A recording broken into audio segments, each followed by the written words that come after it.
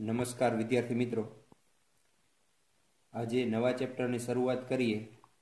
Chapter number 9 સંકીર્ણ સંયોજનો. સંકીર્ણ સંયોજનો કોને કહેવાય એના વિશે આપણે થોડુંક સંક્રાંતિ ધાતુ તત્વોમાં જોઈ ગયા, બરાબર. અથવા આ સંકીર્ણ સંયોજનોને સવર્ગ સંયોજનો તરીકે પણ ઓળખવામાં આવે છે. આવા જે સંયોજનો છે એ આધુનિક અકાર્બનિક અને જૈવ અકાર્બનિક રસાયણ વિજ્ઞાન અને રાસાયણિક ઉદ્યોગોની કરોડરજ્જુ છે. એટલે આ સંયોજનો છે એ અગત્યના છે એવું કહી શકાય. કારણ કે રાસાયણિક ઉદ્યોગોમાં જૈવ અકાર્બનિક રસાયણ વિજ્ઞાન અને આધુનિક અકાર્બનિક રસાયણ વિજ્ઞાનમાં એનો ફાળો અગત્યનો છે. જેના વિશે આપણે વાત કરી હતી એ ફરીથી આપણે યાદ કરીએ કે સંક્રાંતિ ધાતુ તત્વો છે એ સરળતાથી સંકીર્ણ સંયોજનો અથવા સવર્ગ સંયોજનો બનાવે છે. આ સવર્ગ સંયોજનો આપણે કોને કહેતા હતા? તો કે કોઈ ધાતુ પરમાણુ અથવા ધાતુ આયન સાથે ચોક્કસ સંખ્યામાં લિગેન્ડ તરીકે કોણ હશે? ચોક્કસ સંખ્યામાં ઋણ આયનો અથવા તટસ્થ અણુઓ રાસાયણિક બંધનથી જોડાય અને જે સંયોજનો બનાવે છે તે સવર્ગ સંયોજનો કહેવાય છે. એટલે ટૂંકમાં ધાતુ પરમાણુ અથવા આયન સાથે ઋણ આયનો અથવા તટસ્થ અણુઓ ચોક્કસ બંધનથી જોડાય જે લાક્ષણિક સ્પીસીસ બને છે તે સવર્ગ સંયોજનો કહેવાય છે, બરાબર.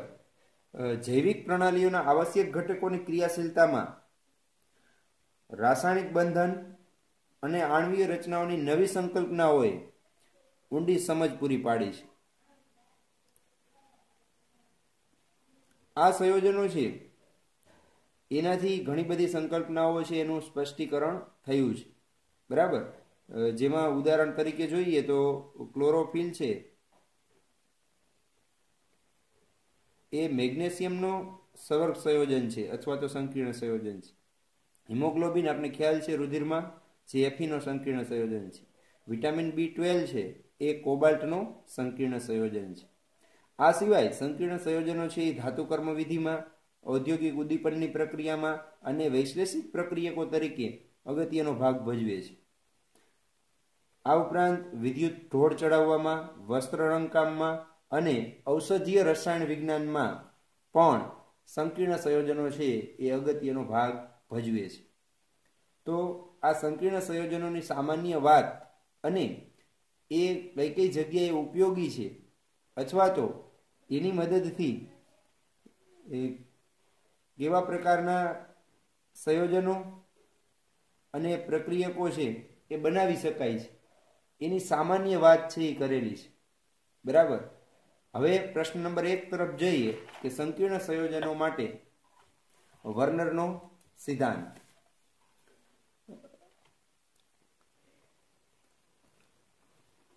તો વર્નરના સિદ્ધાંતની વાત કરીએ પહેલા આ પ્રશ્ન ખૂબ જ અગત્યનો ઘણીવાર પૂછાયેલો છે કે વર્નરના સિદ્ધાંતની અભિધારણાઓ આપો.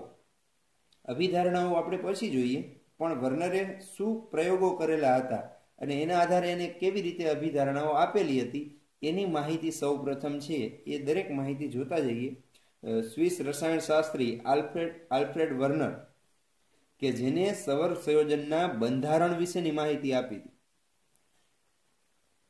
આ બંધારણ વિશેની માહિતી આપી એટલું જ નહીં, એ સવર્ગ સંયોજનો છે એ એને પોતે બનાવ્યા હતા. એટલે ઘણા બધા સવર્ગ સંયોજનોની બનાવટ કરી, એના ગુણધર્મોનો અભ્યાસ કર્યો અને એ અભ્યાસને આધારે એને અભિધારણા છે એ રજૂ કરી, બરાબર. એટલે આલ્ફ્રેડ વર્નર નામના વૈજ્ઞાનિકે સંકીર્ણ સંયોજનો બનાવી, એના ગુણધર્મ છે એ સમજી અને એને આધારે અભિધારણા છે એ રજૂ કરેલ હતી. જેમાં વર્નરે એવી વાત કરી હતી કે ધાતુ આયન છે એ બે પ્રકારની સંયોજકતા ધરાવે છે. એક પ્રાથમિક સંયોજકતા અને એક દ્વિતીયક સંયોજકતા। જો પ્રાથમિક સંયોજકતા કોને કહેવાય તો આપણે જોઈએ કે દ્વિઅંગી સંયોજનો હોય, દાખલા તરીકે CrCl3 chromium chloride, cobalt chloride, palladium chloride, તો આમાં જે ધાતુ આયનની સંયોજકતા છે Cr+3 હશે, આમાં કોબાલ્ટ +2 હશે, આમાં પેલેડિયમ +2 હશે। આ જે સંયોજકતા છે એ ધાતુ આયનની પ્રાથમિક સંયોજકતા કહેવાય। એટલે જ્યારે કોઈ પણ ધાતુ આયન ઋણાયન સાથે જોડાયેલો હોય છે ત્યારે એની જે સંયોજકતા છે એ પ્રાથમિક સંયોજકતા તરીકે ઓળખીએ છીએ। વર્નરે એવું કીધું કે ધાતુ આયન છે એને બે સંયોજકતા છે, પ્રાથમિક સંયોજકતા તો છે જ, સાથે એને દ્વિતીયક સંયોજકતા પણ છે।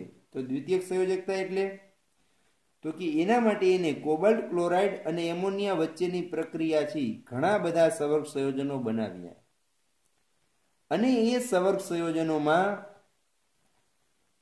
AgNO3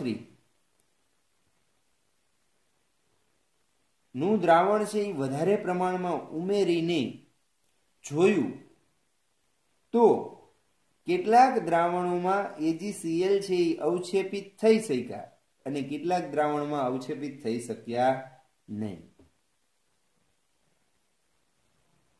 ફરીથી કોબાલ્ટ ક્લોરાઇડ, કોબાલ્ટ 3 ક્લોરાઇડ અને એમોનિયા વચ્ચેની પ્રક્રિયાથી એને કેટલાય સંકીર્ણ સંયોજનો બનાવ્યા અને એમાં AgNO3 નું દ્રાવણ ઉમેરી અને જોયું તો કેટલાકમાં AgCl અવક્ષેપિત થાય છે, કેટલાકમાં નથી થતા।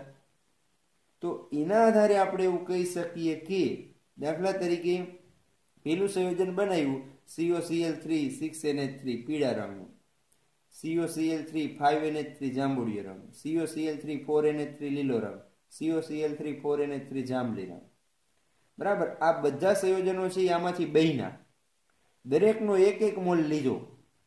હવે આપણે એમાં AgNO3 નું દ્રાવણ ઉમેરીશ તો શું થાય છે જોજો। વધારે AgNO3 નું દ્રાવણ ઉમેરીશ, બરાબર, જરૂર કરતા વધારે, તો શું થશે તો કે પહેલા સંયોજનમાં જોયું તો 3 મોલ AgCl મળ્યા, અવક્ષેપિત થયા।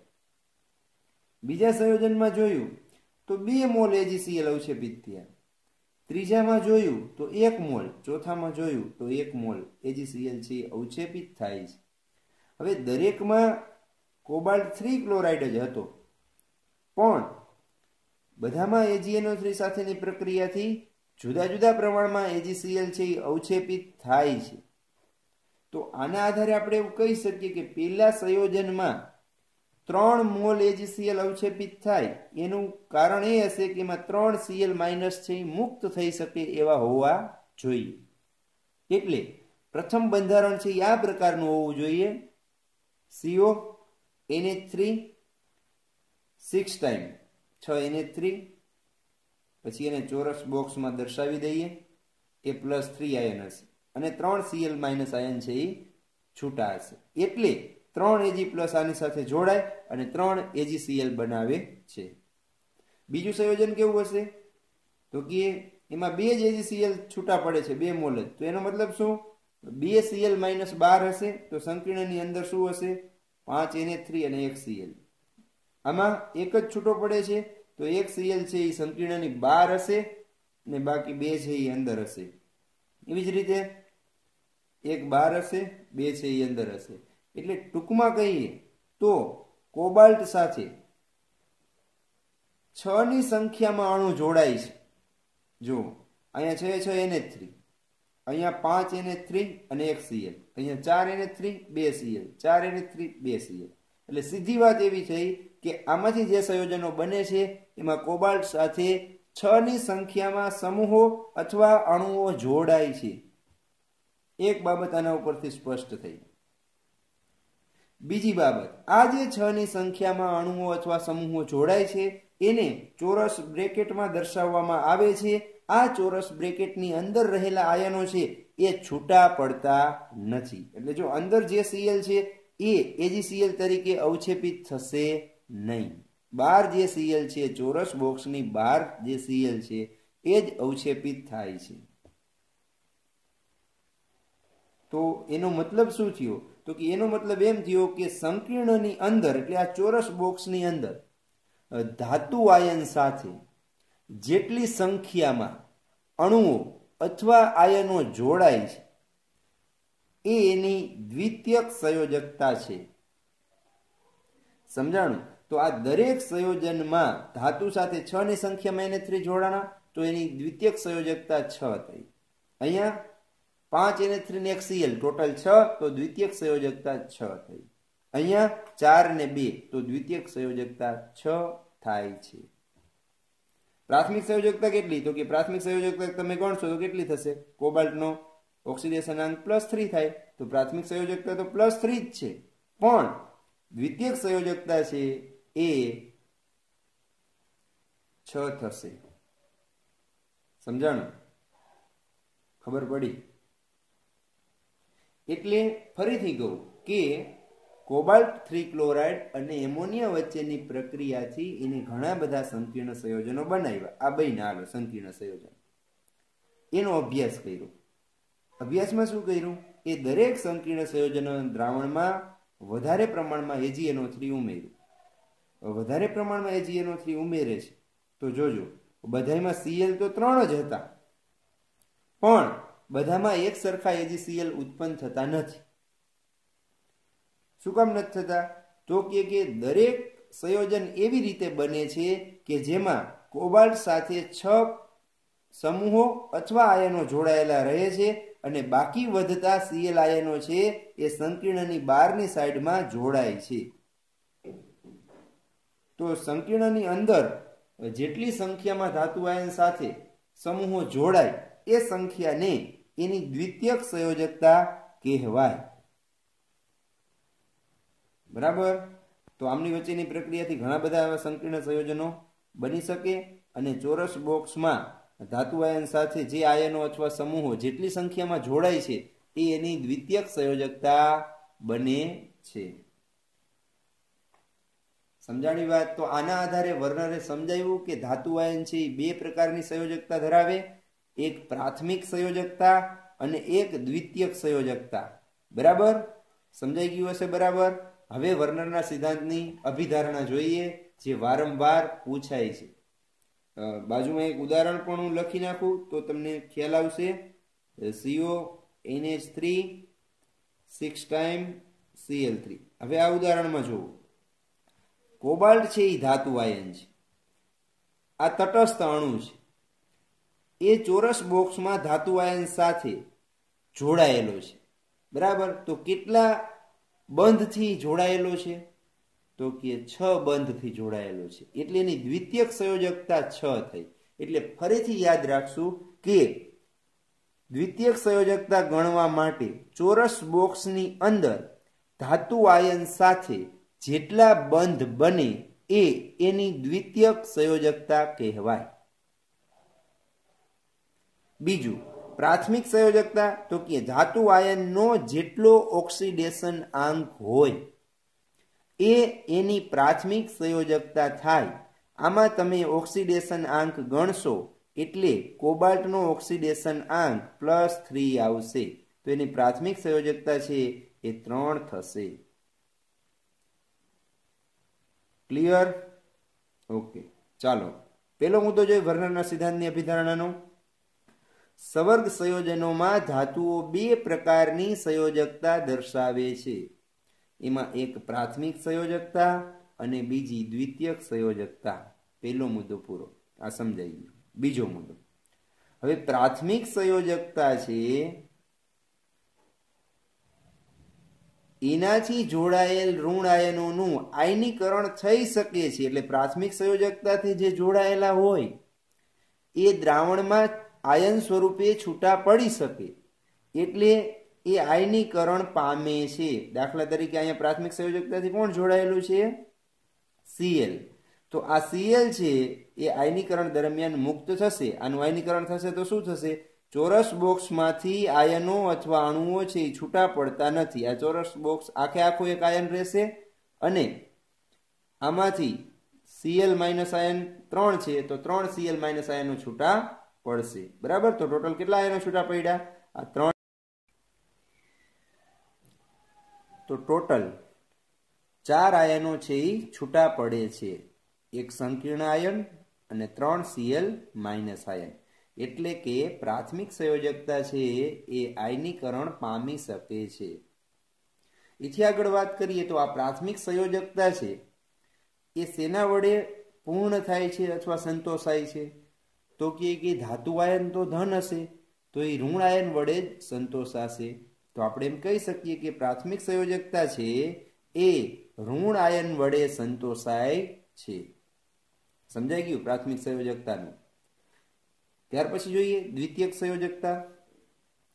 તો કે દ્વિતીયક સંયોજકતા છે એ બિન આયનીકરણ છે. એટલે કે દ્વિતીયક સંયોજકતાથી જે તટસ્થ અણુઓ અથવા ઋણ આયનો જોડાયેલા છે તેનું આયનીકરણ થઈ શકતું નથી. એટલે અહીંયા કોણ જોડાયેલું છે દ્વિતીયક સંયોજકતાથી? NH3. તો NH3 આયનો છે એ છૂટા પડશે નહીં, અથવા તો NH3 અણુઓ છે એ છૂટા પડશે નહીં. એટલે દ્વિતીયક સંયોજકતાથી જોડાયેલ અણુઓનું આયનીકરણ થઈ શકતું નથી. સમજાઈ ગયું? કોના વડે સંતોષાય દ્વિતીયક સંયોજકતા? તો કે ધાતુ સાથે અંદર કોણ જોડાય છે? તો આપણે ટૂંકમાં વાત કરી હતી, આ તટસ્થ અણુઓ જોડાશે અથવા ઋણ આયનો જોડાશે, જેને આપણે શું કહીએ છીએ? લિગેન્ડ. એટલે એક શબ્દમાં કહેવું હોય તો એમ કહેવાય કે ધાતુ આયન છે એની દ્વિતીયક સંયોજકતા લિગેન્ડથી સંતોષાય છે. લિગેન્ડ એટલે કોણ? તો કે તટસ્થ અણુઓ અથવા ઋણ આયનો કે જે ઇલેક્ટ્રોન યુગ્મ આપે છે. એટલે બિન આયનીકરણ સંયોજકતા છે એ તટસ્થ અણુઓ અથવા ઋણ આયન વડે સંતોષાય છે. સમજાણું? આની જ આગળ વાત કરીએ. આ દ્વિતીયક સંયોજકતાની સંખ્યાને, જેટલી દ્વિતીયક સંયોજકતા હોય એને એ ધાતુનો સવર્ગાંક કહે છે. અહીંયા દ્વિતીયક સંયોજકતાથી કેટલા એમોનિયાના અણુ જોડાયેલા છે? ટોટલ જોઈએ તો 6. એટલે 6 બંધ બનેલા છે, એટલે એનો સવર્ગાંક છે એ કેટલો થશે? 6 થશે. બરાબર? અને આ જે ધાતુનો સવર્ગાંક છે એ નિશ્ચિત હોય છે, એટલે ફિક્સ હશે. હવે તમે વિચારો, તો આ સંકીર્ણમાં તમને પ્રશ્ન પૂછે કે દ્વિતીયક સંયોજકતા કેટલી? તો 6 બંધ બન્યા હતી. કેટલા બંધ બનેલા છે? તોય જવાબ દ્વિતીયક સંયોજકતા કેટલી? તો જેટલા બંધ એટલી જ દ્વિતીયક સંયોજકતા, તો પણ 6 જ આવશે. સમજાણી વાત? પ્રાથમિક સંયોજકતા તો કે એનો ઓક્સિડેશન અંક જેટલો હોય એટલી એની પ્રાથમિક સંયોજકતા ગણાય. બરાબર? ચોથો મુદ્દો જુઓ. આયન અથવા સમૂહ.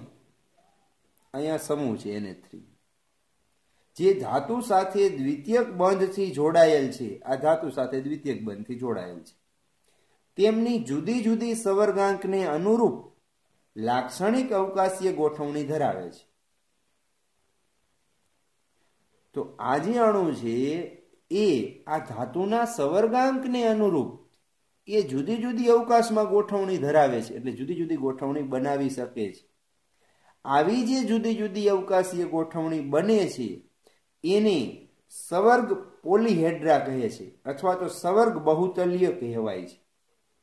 દાખલા તરીકે આની આપણે ગોઠવણી જોઈ હોય અવકાશમાં તો આવા પ્રમાણે થશે. CONH3 ઉપરથી અને એક નીચેથી જોડાયેલો હશે, અને 4 NH3 છે એ સમતલના 4 ખૂણેથી જોડાયેલા હશે. એટલે આપણે કહી શકીએ કે આ જે અષ્ટફલકીય રચના બને છે એ રચના છે એ સવર્ગ પોલીહેડ્રા તરીકે ઓળખાય છે. બરાબર? એટલે આનો જે સવર્ગાંક હોય એને અનુરૂપ ઋણ આયનો અથવા તટસ્થ અણુઓ આજુબાજુ ગોઠવણી કરતા હોય છે, અને એ જે ગોઠવણી થાય છે એ ગોઠવણીને સવર્ગ પોલીહેડ્રા કહેવાય છે. સમજાણું? હવે આવી સવર્ગ પોલીહેડ્રા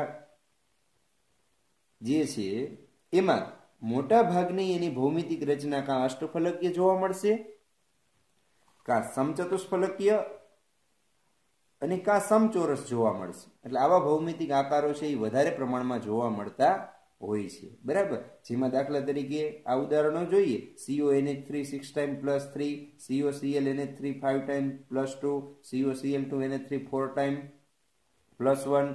આ બધા છે એ અષ્ટફલકીય રચનાના ઉદાહરણ છે. એટલે આમાં આવા પ્રકારની ગોઠવણી થાય. જ્યારે PtCl4-2 એ સમચોરસનું ઉદાહરણ છે. NiCO4 એ ચતુષ્ફલકીયનું ઉદાહરણ છે. બરાબર. હવે કોણ કેવી ગોઠવણી બનાવે છે એ આપણે આગળ વિશેષ ચર્ચા કરીશું. અત્યારે ખાલી આપણે યાદ રાખવાનું છે કે આવા પ્રકારની ભૌમિતિક રચના બને એમાં આ સંકીર્ણ છે એ અષ્ટફલકીય બનાવે, આ છે એ સમચોરસ બનાવે અને આ છે એ ચતુષ્ફલકીય ગોઠવણી ધરાવે છે. બરાબર. હવે આપણે વાત કરી કે સંકીર્ણ છે એને ચોરસ બોક્સમાં દર્શાવવામાં આવે છે. તો આ ચોરસ બોક્સની અંદરનો જે ભાગ છે એ આખો ભાગ એક સંકીર્ણ તરીકે ઓળખાય છે અને એની સાથે જોડાયેલા જે આયનો છે એ પ્રતિ આયન તરીકે ઓળખાય છે. સમજાઈ ગયું? ચાલો પ્રશ્ન. તો અહીંયા વર્નરના સિદ્ધાંતની અભિધારણાઓ આપણે પૂરી કરી. ફરીથી શું કહેવા માંગે છે વર્નર? તો કે બે પ્રકારની સંયોજકતા છે ધાતુની, એક પ્રાથમિક અને દ્વિતીયક. પ્રાથમિક આયનીકરણ પામી શકે અને એ ઋણ આયન વડે સંતોષાય. દ્વિતીયક બિન આયનીકરણ અને તટસ્થ અણુ અથવા ઋણ આયન વડે સંતોષાય છે. અને એમાંય દ્વિતીયક સંયોજકતાની સંખ્યા છે એ એનો સવર્ગાંક કહેવાય અને ધાતુના સવર્ગાંક નિશ્ચિત હોય છે.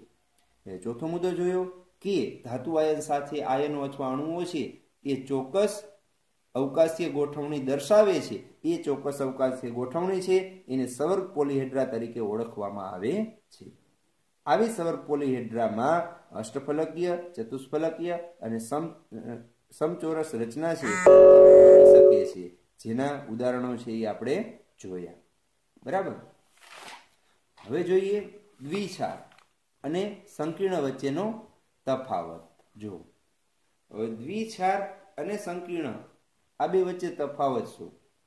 તો પેલી લઈએ કે એના ઉદાહરણ કયા છે. તો કે પેલું ઉદાહરણ છે જો KCl MgCl2 અને ઓક્સિજન રહી ગયું એટલે 6H2O. આને કાર્નેલાઇટ દ્વિક્ષાર કહેવાય. એવી જ રીતે બીજું ઉદાહરણ છે મોહરનો ક્ષાર. તો FeSO4 NH3 twice SO4 into 6H2O. જો આમાં બે સોલ્ટ જોડાયેલા છે, એક KCl અને એક MgCl2. આમાં FeSO4 અને NH4 twice SO4. પોટાસેલમમાં એક K2SO4 હશે અને એક AlSO4 twice હશે. બરાબર. તો આમાં પણ બે સલ્ફેટ જોડાયેલા છે, પોટેશિયમનો સલ્ફેટ અને એલ્યુમિનિયમનો સલ્ફેટ. સમજાણું? પછી સંકીર્ણનું ઉદાહરણ. સંકીર્ણનું ઉદાહરણ આપણે જોયું તો અહીંયા બીજું લીધું છે K4FeCN6. બરાબર. આ સંકીર્ણનું ઉદાહરણ છે. બંનેના ઉદાહરણ જોઈએ. હવે ચર્ચા કરીએ. તો બંને સંયોજનોમાં એક વસ્તુ તો કોમન જ છે. કઈ? તો કે એમાં બે અથવા વધારે સ્થાયી સંયોજનો છે એના તત્વયુગ્મિતિક ગુણોત્તરમાં સંયોગીકરણ થાય છે અને સોલ્ટ રચાય છે. આમાંય બે અથવા વધારે સંયોજનો જોડાય ને આમાંય બે અથવા વધારે જોડાય, બંનેમાં જોડાય છે. પણ તફાવત શું? તો કે આ જે દ્વિક્ષાર છે એને તમે પાણીમાં ઓગાળશો તો એનું સંપૂર્ણ સાદા આયનોમાં વિયોજન થાય છે. એટલે આને તમે ઓગાળો, એ પેલું ઉદાહરણ જોઈએ તો પેલાને તમે ઓગાળશો તો કયા આયનો છૂટા પડશે? તો કે આમાંથી K+, Cl-, આમાંથી Mg+2 અને Cl- એટલે બીજી વાર નથી લખતો. તો આ બધા આયનો છે એ સંપૂર્ણ સાદા આયનમાં વિયોજિત થઈ જાય. જ્યારે સંકીર્ણમાં શું થાય? સંકીર્ણને તમે પાણીમાં ઓગાળો તો સંકીર્ણમાં બે આયનો છે. કયા છે? પેલા તો FeCN6-4 આખો એક સંકીર્ણ આયન અને બીજો છે K+ આયન. આ બે આયનો મુક્ત થશે. પણ આમાંથી Fe+2 અને Cn- આયન છે વિયોજિત થતા નથી. એટલે એ આગળ આપણે વાત કરી કે સંકીર્ણમાં રહેલા એટલે ચોરસ બોક્સમાં રહેલા આયનો અથવા અણુઓ ધાતુ આયનથી છૂટા પડતા નથી. એ બોક્સ આખે આખું જ રહેશે, એક સંયુક્ત આયન તરીકે એ વર્તે છે. સમજાઈ ગયું? તો આ બંને વચ્ચેનો તફાવત છે. કેટલો તફાવત? તો કે દ્વિક્ષારમાં પાણીમાં ઓગાળવાથી સંપૂર્ણ સાદા આયનોમાં એનું વિયોજન થાય છે, જ્યારે સંકીર્ણ ક્ષારમાં એનું સંપૂર્ણ સાદા આયનોમાં વિયોજન થતું નથી. એટલે કેટલું વિયોજન થશે? વિયોજન થશે, પણ કેટલું થશે? એક ચોરસ બોક્સ, એક આખો આયન અને બીજો એની સાથે જોડાયેલો ધન આયન અથવા ઋણ આયન, આટલું જ મુક્ત થશે. પણ ચોરસ બોક્સની અંદર રહેલા આયનો અથવા અણુઓ છે એ વિયોજિત થતા નથી, કારણ કે એ ધાતુ આયન સાથે પ્રબળ સવર્ત સહસંયોજક બંધથી જોડાયેલા હોય છે. સમજાઈ ગયું? ચાલો ત્યાર પછીનો મુદ્દો લઈએ. 9.2 સવર્ગ સંયોજનને લગતા કેટલાક અગત્યના પર્યાયની વાત કરીએ, એટલે એના શબ્દની સમજૂતી છે. બરાબર? પેલું છે સવર્ગ સ્પીસીસ કોને કહેવાય. તો હવે આ સમજાવવાની જરૂર નથી. આ જે આપણે કીધું કે ચોરસ બોક્સ વાળું જે સંયોજન છે એ સવર્ગ સ્પીસીસ તરીકે ઓળખાય. બરાબર? તો આપણે કહી શકીએ કે મધ્યસ્થ ધાતુ પરમાણુ અથવા આયન કે જેની આજુબાજુ નિશ્ચિત સંખ્યામાં આયનો અથવા અણુઓ સંબંધિત હોય છે, એ આખી રચના છે એ સવર્ગ સ્પીસીસ કહેવાય. એટલે એફની આજુબાજુ CN જોડાયેલા હોય એ સવર્ગ સ્પીસીસ કહેવાય. ઉદાહરણ શું? COCl3 NH3 3 times, PtCl2 NH3 2 times, NiCO4 FeCN6 -4, CONH3 6 times +3. આ બધી છે એ સવર્ગ સ્પીસીસ કહેવાય. સમજાઈ ગયું? બીજું જોવો, મધ્યસ્થ પરમાણુ અથવા આયન કોને કહેવાય? તો એ પણ તમે સમજી ગયા. અહીંયા સંકીર્ણના ઉદાહરણ લખ્યા છે. અત્યારે કેવી રીતે સંકીર્ણ બને એ વિચારવું નથી, ખાલી ઉદાહરણ જોવો. NiCl2H2O 4 times, COCl NH3 5 times +2, FeCN6 3 - તો મધ્યસ્થ પરમાણુ કોને કહેશું? તો કે જે ધાતુ આયનની આજુબાજુ આયનો અથવા અણુઓ ગોઠવાયેલા છે એ ધાતુ પરમાણુને મધ્યસ્થ પરમાણુ કહેવાય. વચ્ચે છે એ મધ્યસ્થ પરમાણુ.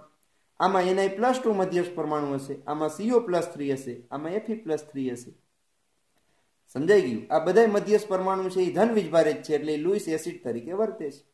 તો મધ્યસ્થ પરમાણુ કોને કહેશું? તો કે આ સવર્ગ સ્પીસીસમાં જે પરમાણુ અથવા આયનની આજુબાજુ નિશ્ચિત સંખ્યામાં આયન અથવા સમૂહ ચોક્કસ ભૌમિતીય ગોઠવણ ધરાવે છે, તેમાં રહેલા જે તે પરમાણુ અથવા આયનને જ મધ્યસ્થ પરમાણુ કહેવાય. સમજાઈ ગયું? તો સંકીર્ણ સ્પીસીસમાં જે ધાતુ આયનની આજુબાજુ ગોઠવણી થયેલી છે એ ધાતુ આયન છે એને મધ્યસ્થ પરમાણુ અથવા આયન કહેવાય. આમાં મધ્યસ્થ પરમાણુ Ni+2 આયન છે. વીજભારિત હોય તો એ આયન કહેવાય, ને તટસ્થ હોય તો પરમાણુ કહેવાય. સમજાણું? કેવી રીતે +2 આવે? વીજભાર ગણવો હોય તો આનો આપણે ગણીએ. કેવી રીતે ગણીએ? Ni નો ગણવાનો. 2Cl નો કેટલો થશે વીજભાર?